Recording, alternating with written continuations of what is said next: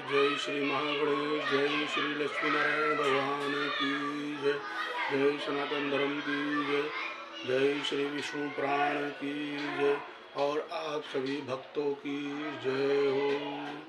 तो आइए भक्तों, 7 दिसंबर 2023 से 24 दिसंबर 2023 तक गीता जयंती उत्सव बड़े धूमधाम से मनाया जाता है हरियाणा कुरुक्षेत्र में। तो हम और आप मिलकर क्यों ना इस महा आयोजन को बड़े धूमधाम से मनाएं। जय श्री हरि। तो आइए श्री विष्णु पुराण 7वां अध्याय द्वितीय अंश का 7वां अध्याय भूर्भुवः आदि 7 ऊर्ध्व लोकों का वृत्तांत। ओम नमो नारायणाय नमः। ओम नमो नारायणाय नमः। श्री मैत्रेय जी बोले, ब्राह्मण, आपने मुझसे समस्त भूमंडल का वर्णन किया है। हे मुनि, अब मैं भूलोक आदि समस्त लोकों के विषय में सुनना चाहता हूँ। महाभाग, मुझ जिज्ञासु से आप ग्रहगण की स्थिति तथा उनके परिमाण आदि का यथावत वर्णन कीजिए। ओम नमो नारायणाय नमः। श्री पराशर जी बोले, जितनी दूर तक सूर्य और चंद्रमा के किरणों का प्रकाश जाता है, समुद्र, नदी और पर्वत आदि से युक्त उतना प्रदेश पृथ्वी कहलाता है। जितना पृथ्वी का विस्तार और परिमंडल घेरा है, उतना ही विस्तार और परिमंडल भूलोक का भी है। हे मैत्रेय, पृथ्वी से 1,00,000 योजन दूर सूर्यमंडल है और सूर्यमंडल से भी 1,00,000 योजन के अंतर पर चंद्रमंडल है। चंद्रमा से पूरे 100,000 1,00,000 योजन ऊपर संपूर्ण नक्षत्र मंडल प्रकाशित हो रहा है। हे ब्राह्मण, नक्षत्र मंडल से 2,00,000 योजन ऊपर बुध और बुध से भी 2,00,000 योजन ऊपर शुक्र स्थित है। शुक्र से इतनी ही दूरी पर मंगल है और मंगल से भी 2,00,000 योजन ऊपर बृहस्पति जी हैं। जय। हे द्विजोत्तम, बृहस्पति जी से 2,00,000 योजन ऊपर शनि है और शनि से 1,00,000 योजन के अंतर पर सप्तऋषि मंडल है तथा सप्तऋषियों से भी 100,000 योजन ऊपर समस्त ज्योति चक्र की नाभिरूप ध्रुव मंडल है। हे महामुनि, मैंने तुमसे यह त्रिलोकी की उत्ता के विषय में वर्णन किया है। यह त्रिलोकी यज्ञ फल की भोग भूमि है और यज्ञ अनुष्ठान की स्थिति इस भारतवर्ष में ही है। ध्रुव से 1 करोड़ योजन ऊपर महलोक है, जहाँ कल्पांत पर्यंत रहने वाले भृगु आदि सिद्धगण रहते हैं। हे मैत्रेय, उसमें भी 2 करोड़ योजन ऊपर जनलोक है, जिसमें ब्रह्मा जी के प्रख्यात पुत्र निर्मलचित सनकादि रहते हैं। जनलोक से 100 गुणा अर्थात 8 करोड़ योजन ऊपर तपलोक है। वहाँ विराज नामक देवगणों का निवास है, जिनका कभी दहन नहीं होता। तपलोक से 6 गुना अर्थात 12 करोड़ योजन के अंतर पर सत्यलोक सुशोभित है, जो ब्रह्मलोक भी कहलाता है और जिसमें फिर न मरने वाले अमर गण निवास करते हैं। जो भी पार्थिव वस्तु चरण संचार के योग्य है, वह भूलोक ही है। उसका विस्तार मैं कह चुका हूँ। हे मुनिश्रेष्ठ, पृथ्वी और सूर्य के माध्य में जो सिद्धगण और मुनिगण सेवित स्थान है, वही दूसरा भूलोक है। सूर्य और ध्रुव के बीच में जो 14,00,000 योजन का अंतर है, उसी को लोक स्थिति का विचार करने वालों में स्वलोक कहा है। हे मैत्रेय, यह भूः, भुवः, स्वः, कृतक त्रैलोक्य कहलाते हैं और जन, तप तथा सत्य ये तीनों अकृतक लोक हैं। इन कृतक और अकृतक लोकों के माध्यम में महलोक कहा जाता है, जो कल्पांत में केवल जन शून्य हो जाता है, अत्यंत नष्ट नहीं होता। इसलिए यह कृतक अकृत कहलाता है। हे मित्र, इस प्रकार मैंने तुमसे ये 7 लोक और 7 ही पाताल कहे। इस ब्रह्मांड का बस इतना ही विस्तार है। यह ब्रह्मांड कपित केथे के बीज के समान ऊपर नीचे सब और अंडकटाहा से घिरा हुआ है। हे मित्र, यह अंड अपने से 10 गुने जल से आवृत है और वह जल का संपूर्ण आवरण अग्नि से घिरा हुआ है। अग्नि वायु से और वायु आकाश से परिवेष्टित है तथा आकाश भूतों के कारण तामस अहंकार और अहंकार तत्व से घिरा हुआ है। हे मित्र, ये 7 उत्तरोत्तर एक दूसरे से 10 गुने हैं। महत्व को भी प्रधान के आवृत कर रखा है। वह अनंत है, उसका न कभी अंत नाश होता है और न कोई संख्या ही है, क्योंकि हे मुने, वह अनंत, असंख्य, अपरिमेय और संपूर्ण जगत का कारण है और वही परा प्रकृति है। उसमें ऐसे ऐसे हजारों लाखों और सैकड़ों करोड़ ब्रह्मांड हैं। जिस प्रकार काष्ठ में अग्नि और तिल में तेल रहता है, उसी प्रकार स्वप्रकाश चेतन आत्मा व्यापक पुरुष प्रधान में स्थित है। हे महाबुद्धे, ये संशयशील आपस में मिले हुए प्रधान और पुरुष भी समस्त भूतों की स्वरूप भूता विष्णु शक्ति से आवृत है। हे महामते, वह विष्णु शक्ति ही प्रलय के समय उनके पार्थक्य और स्थिति के समय उनके सम्मिलन की हेतु है तथा सर्ग आरंभ के समय वही उनके शोक की कारण है। जिस प्रकार जल के सत्संग से वायु सैकड़ों जल कणों को धारण करता है, उसी प्रकार भगवान विष्णु की शक्ति भी प्रधान पुरुष में जगत को धारण करती है। हे मुने, जिस प्रकार आदि बीज में ही मूल, स्कंद और शाखा आदि के सहित वृक्ष उत्पन्न होता है और तदनंतर उससे और भी बीज उत्पन्न होते हैं तथा उन बीजों से अन्य अन्य वृक्ष उत्पन्न होते हैं और वे भी उन्हीं लक्षण, द्रव्य और कारणों से युक्त होते हैं। उसी प्रकार पहले अव्यक्त प्रधान से महातप से लेकर पंचभूत प्रयाग आदि का जन्म होता है और फिर उनके पुत्र तथा अन्य पुत्रों के अन्य पुत्र होते हैं। अपने बीज में अन्य वृक्ष के उत्पन्न होने से जिस प्रकार पूर्व वृक्ष की कोई क्षति नहीं होती, उसी प्रकार अन्य प्राणियों के उत्पन्न होने से उनके जन्मदाता प्राणियों का वास नहीं होता। जिस प्रकार आकाश और काल आदि सन्निधि मात्र से ही वृक्ष के कारण होते हैं, उसी प्रकार भगवान श्री हरि भी बिना परिणाम के ही विश्व के कारण है।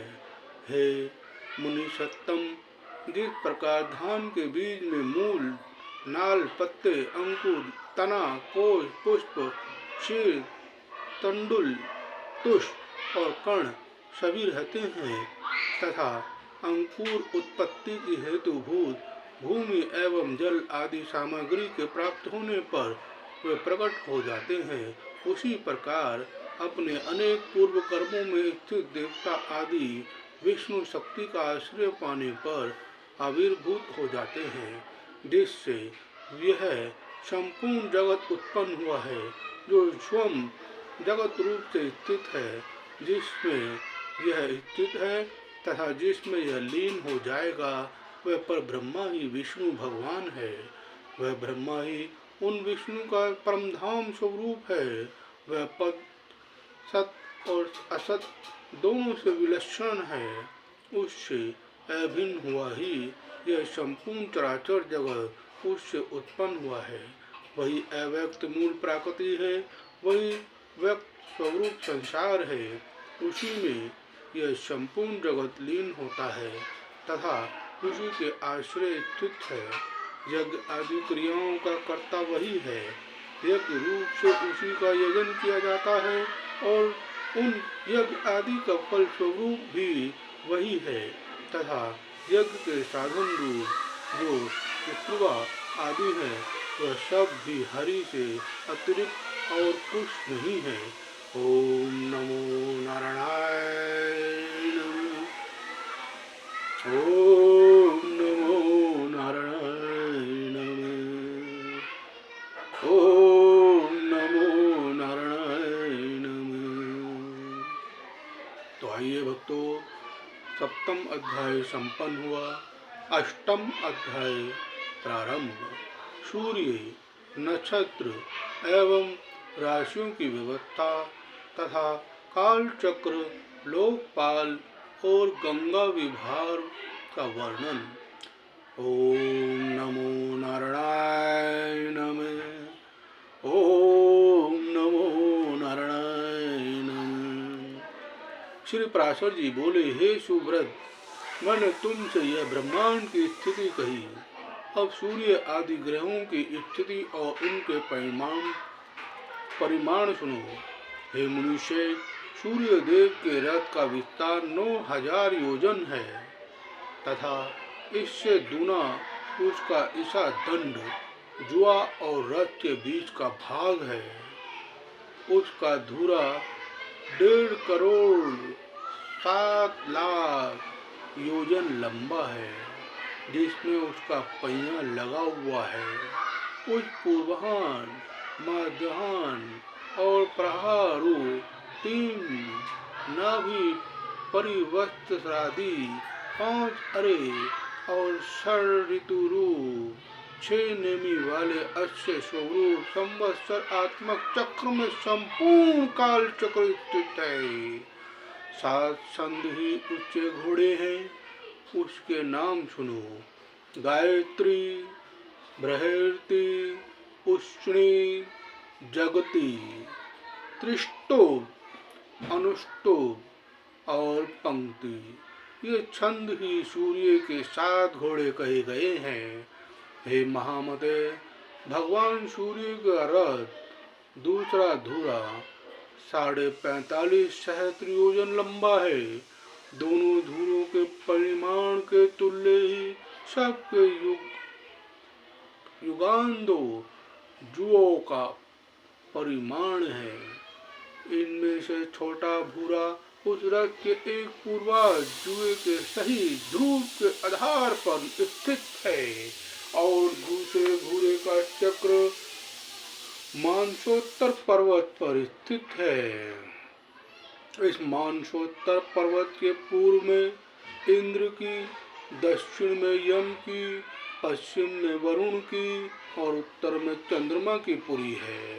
उन पुरियों के नाम सुनो। इंद्र की पुरी वाशो सारा है, यम की संयम मणि है, वरुण की सुखा है, चंद्रमा की भिवावरी है।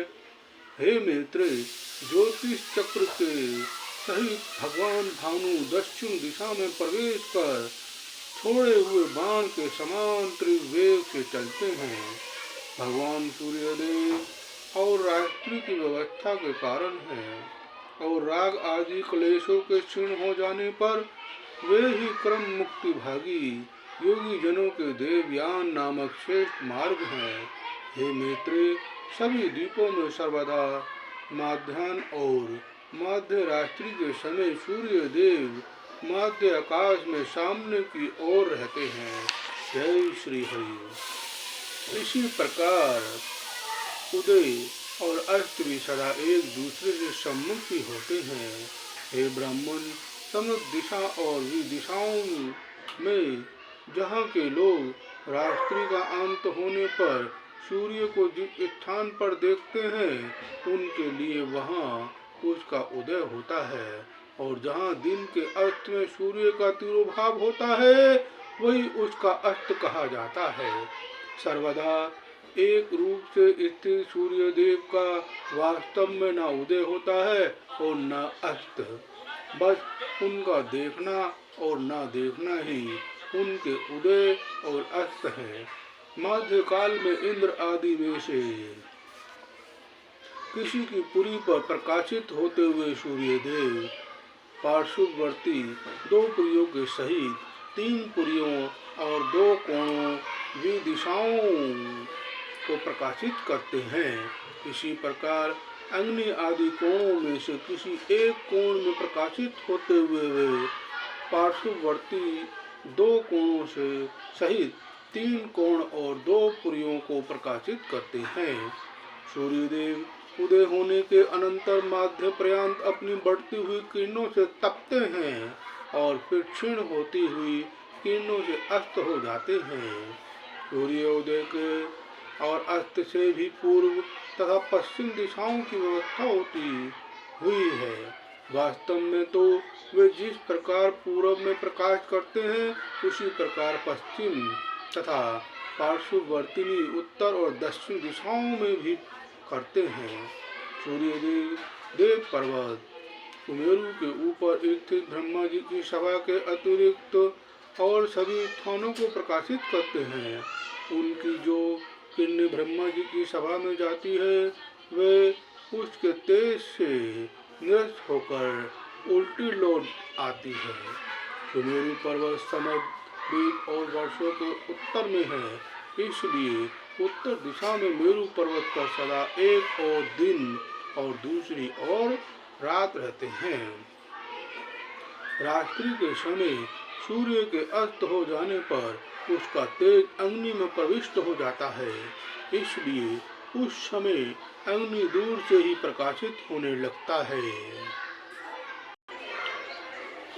इसी प्रकार हे द्विज, दिन के समय अग्नि का तेज भूमि में प्रविष्ट हो जाता है, अतः अग्नि के संयोग से ही सूर्य अत्यंत प्रखरता से प्रकाशित होता है।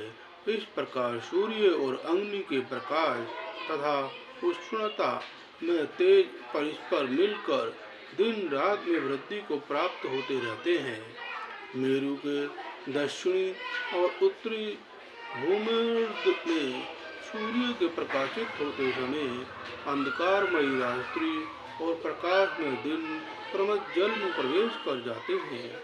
दिन के समय रात्रि के प्रवेश करने से ही जल कुछ ताम्रवर्ण दिखाई देता है, किंतु सूर्य अस्त हो जाने पर उसमें दिन का प्रवेश हो जाता है, इसलिए दिन के प्रवेश के कारण ही रात्रि के समय वह शुक्ल वर्ण हो जाता है।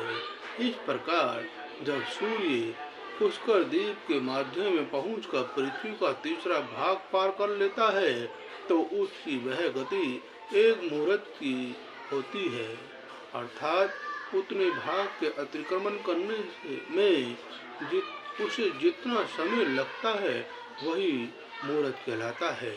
हे कुलाल चक्र कुम्हार के चक्र के सिरे पर घूमते हुए जीव के समान भ्रमण करता हुआ वह यह सूर्य पृथ्वी के 30 भागों का अतिक्रमण करने पर एक दिन रात्रि करता है। हे द्विज, उत्तरायण के आरंभ से सूर्य सबसे पहले मकर राशि में आता है, उसके पश्चात वह कुंभ और मीन राशियों में एक राशि से दूसरी राशि में आता है। इन तीनों राशियों का भोग चुकने पर सूर्य रात्रि और दिन को समान करता हुआ विषुववर्ती गति का अवलंबन करता है, अर्थात वह भूमध्य रेखा के बीच में ही चलता है। उसके अनंतर नित्य प्रति रात्रि क्षीण होने लगती है और दिन बढ़ने लगता है। फिर मेष तथा वृष राशि का अतिक्रमण कर विष्णु मिथुन राशि से निकलकर उत्तरायण की अंतिम सीमा पर उपस्थित हो वह कर्क राशि में पहुंचकर दक्षिणायन का आरंभ करता है। जिस प्रकार कुलाल चक्र के सिरे पर स्थित जीव अति शीघ्रता से घूमता है, उसी प्रकार सूर्य भी दक्षिणायन को पार करने में अति शीघ्रता से चलता है। अतः वह अति शीघ्रता पूर्वक वायु वेग से चलते हुए अपने उत्कट मार्ग को थोड़े समय में ही पार कर लेता है।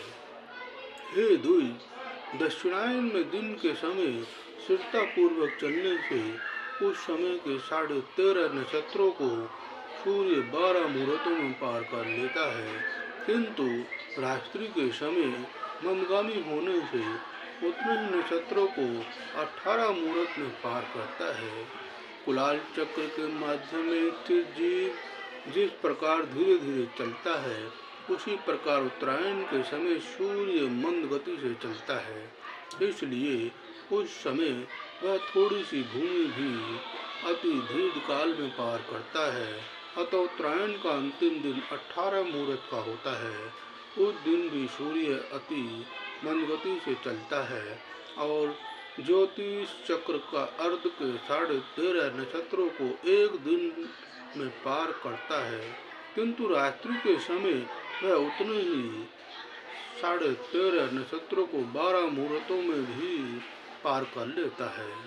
अतः जिस प्रकार नाभि देश में चक्र के मंद मंद घूमने से वहाँ का मृतपिंड भी मंद गति से घूमता है, और उसी प्रकार ज्योतिष चक्र के माध्यम में स्थित ध्रुव अति मंद गति से घूमता है। हे मैत्रेय, जिस प्रकार कुलाल चक्र की नाभि अपने स्थान पर ही घूमती रहती है, उसी प्रकार ध्रुव भी अपने स्थान पर ही घूमता रहता है।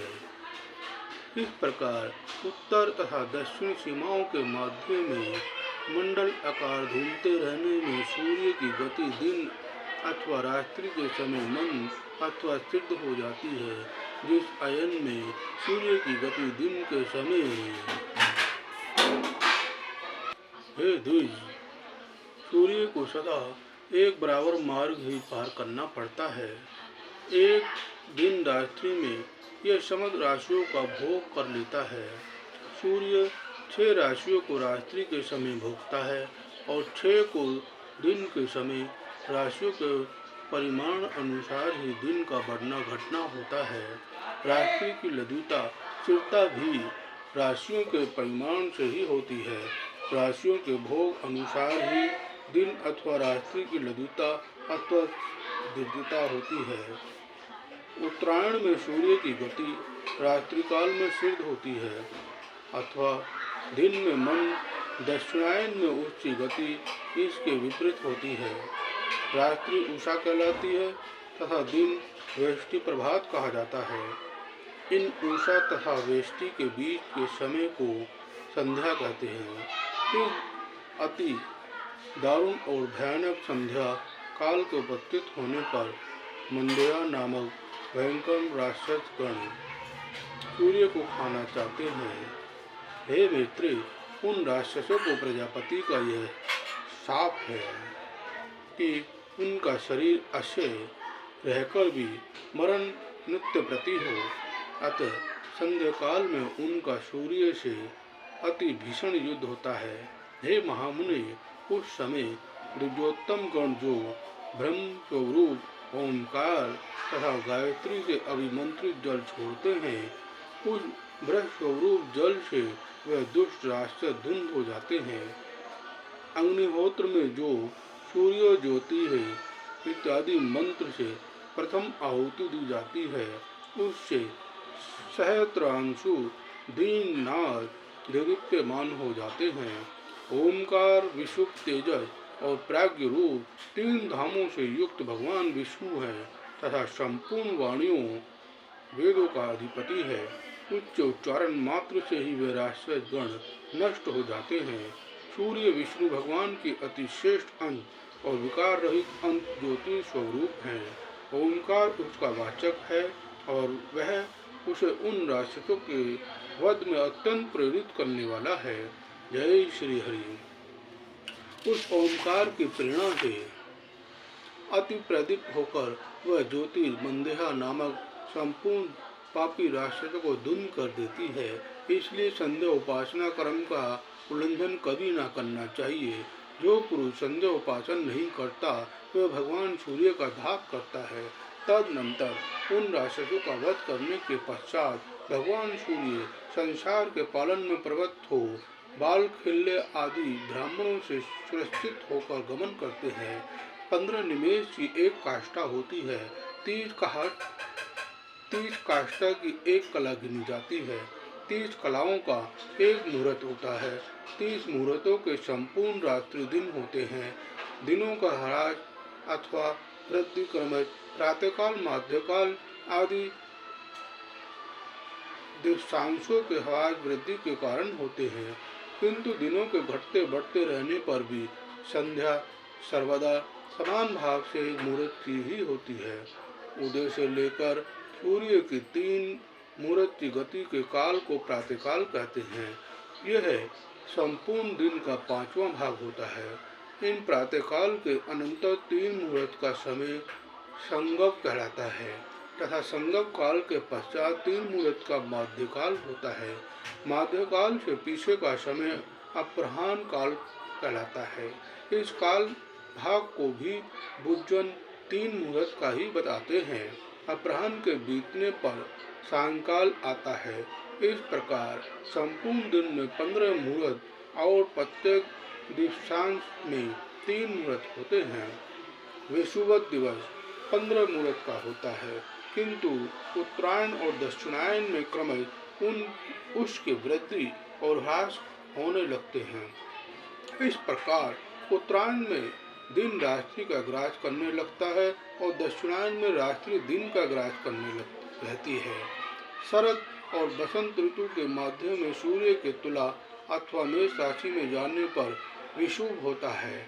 उस समय दिन और रात्रि समान होते हैं।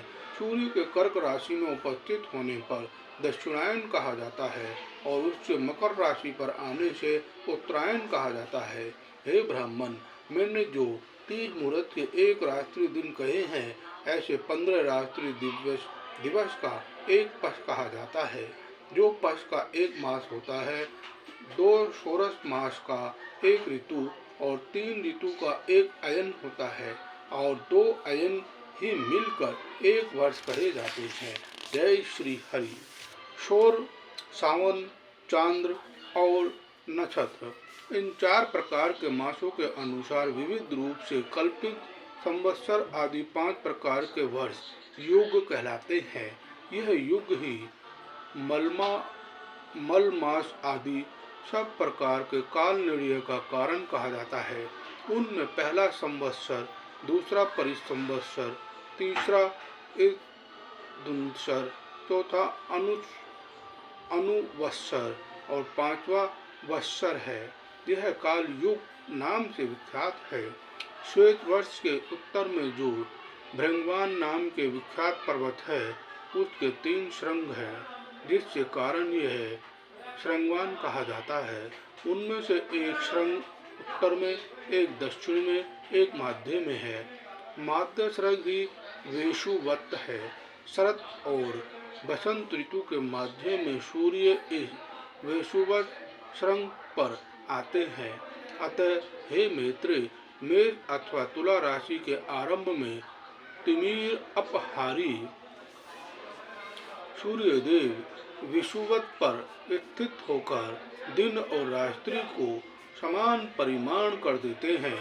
उस समय यह दोनों 15-15 मुहूर्त के होते हैं। हे मुनि, जिस समय सूर्य कृत्तिका नक्षत्र के प्रथम भाग अर्थात मेष राशि के अंत में तथा चंद्रमा निश्चय ही विशाखा के चतुर्थ अर्थात वृश्चिक के आरंभ में हो, अथवा जिस समय सूर्य विशाखा के तृतीय भाग अथवा तुला के अंतिम अंश का भोग करते हों और चंद्रमा कृत्तिका के प्रथम भाग अर्थात मेष अंत में स्थित जान पड़े, तभी यह विषुव नामक अति पवित्र काल कहा जाता है। इस समय देवता, ब्राह्मण और पितृगण के उद्देश्य से संयचित होकर दान आदि देने चाहिए।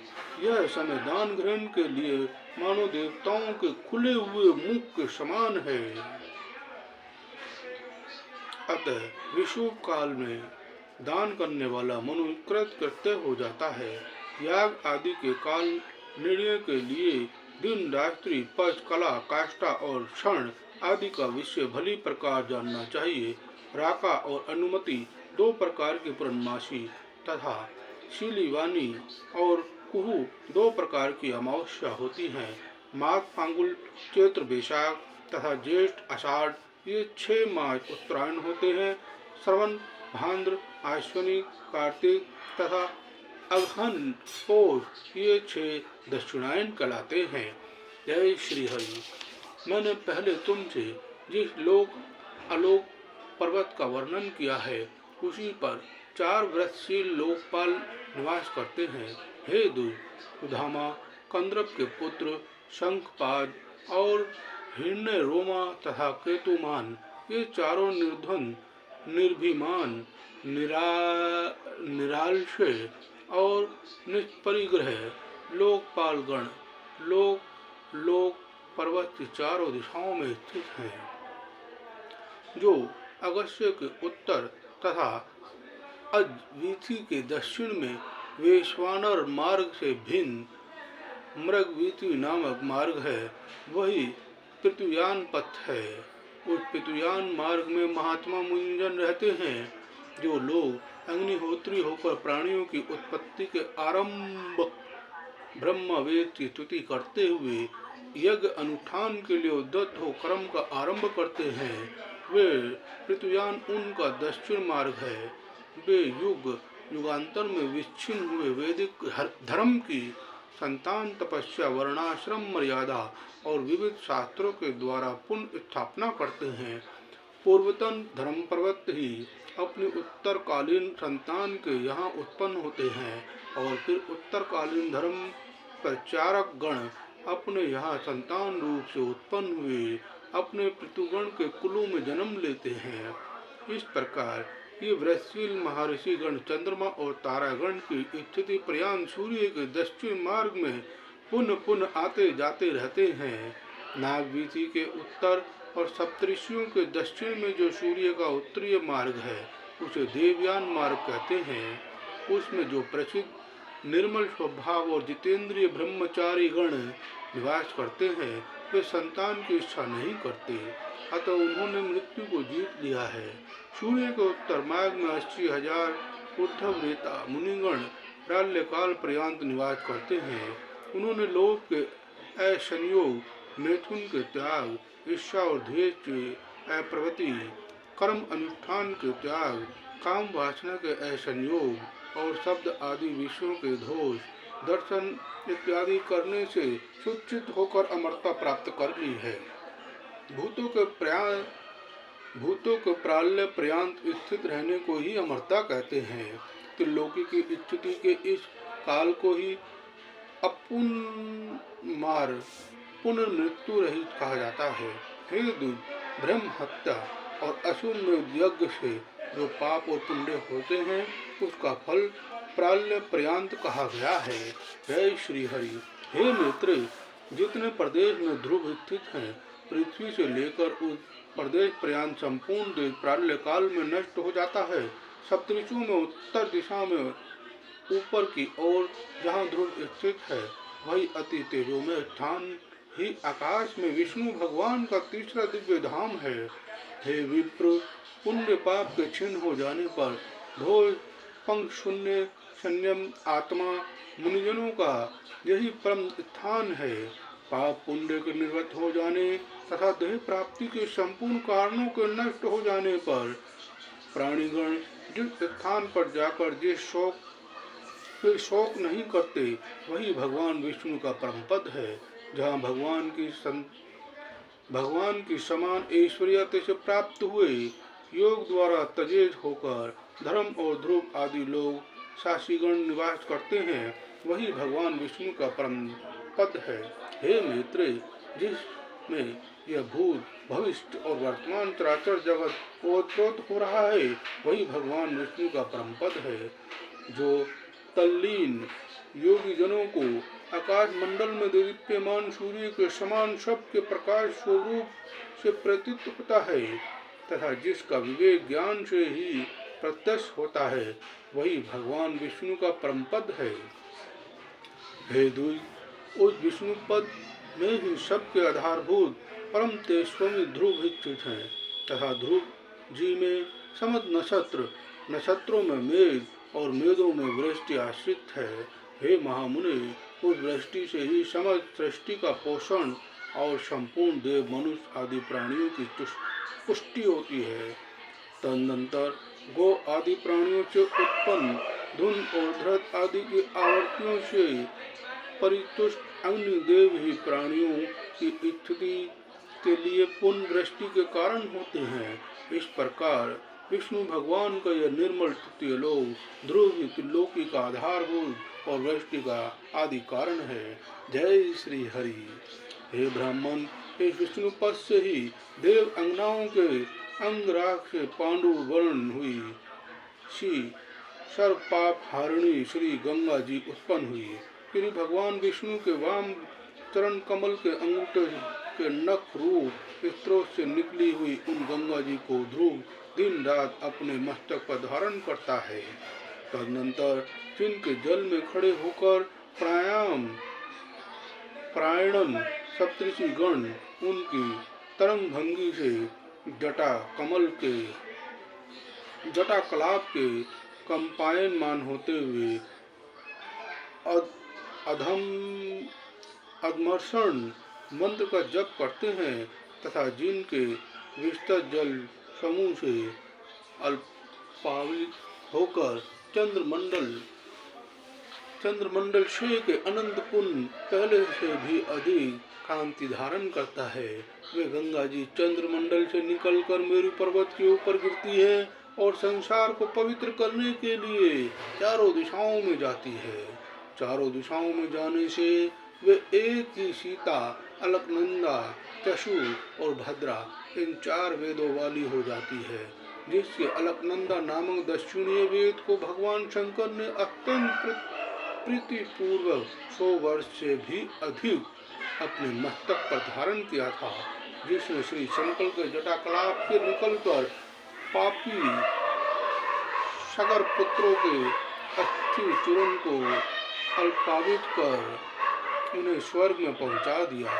हे मित्र, जिसके जल में स्नान करने से शीघ्र समस्त पाप नष्ट हो जाते हैं और अपूर्व पुण्य की प्राप्ति होती है, जिसके प्रभाव में पुत्रों द्वारा पितरों के लिए श्रद्धा पूर्वक किया हुआ एक दिन का भी तर्पण उन्हें 100 वर्ष तक दुर्लभ तृप्ति देता है। हे देव, जिसके तट पर राजाओं ने महायज्ञों से यज्ञेश्वर भगवान पुरुषोत्तम का यजन करके इहलोक और स्वरलोक में परम सिद्धि लाभ की है, जिसके जल में स्नान करने से निष्पाप हुए यतिजनों ने भगवान केशव ने चित्त लगाकर अत्युत्तम निर्वाण पद प्राप्त किया है, जो अपना श्रवण, इच्छा, दर्शन, स्पर्श, जलपान, स्नान तथा यशोगान करने से ही नित्य प्रति प्राणियों को पवित्र करती रहती है, तथा जिसका गंगा गंगा ऐसा नाम 100 योजन की दूरी से भी उच्चारण किए जाने पर जीव के 3 जन्मों के संचित पापों को नष्ट कर देता है। त्रिलोकी को पवित्र करने में समर्थ वह गंगा जिससे उत्पन्न हुई, वही भगवान का तीसरा परम पद है। ओम नमो नारायण नमः। ओम नमो नारायण नमः। तो भक्तों, आज 7वां अध्याय और 8वां अध्याय दोनों इस वीडियो में संपन्न हुए। जय श्री हरि।